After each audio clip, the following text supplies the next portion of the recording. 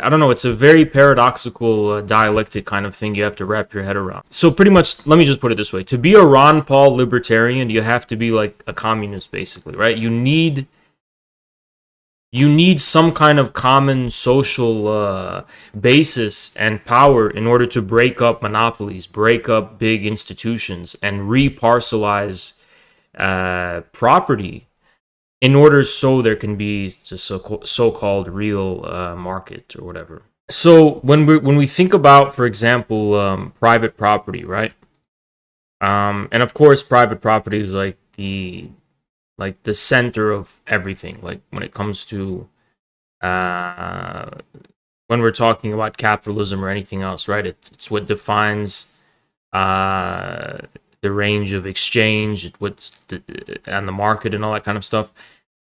So to me, what's going on is an interesting dialectic between private property as something that's objective, right? Like something that fundamentally does exist outside of the public or state sphere, and then private property as an institution, which is basically the extent to which private property is recognized and respected by the state, whether that's in the form of rights or some other kind of institution, like in the pre-modern era. The basic idea is that because of this contradiction, you get a certain kind of paradox.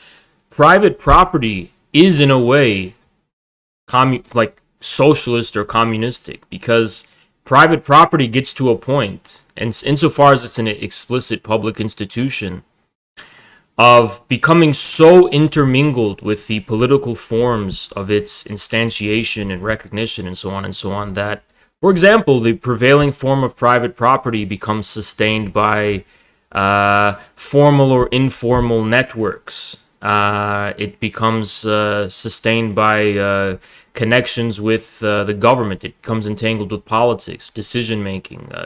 Becomes a kind of estranged from its real objective basis, and it becomes instantiated in some kind of like mostly subjectively mediated form. Sing And it.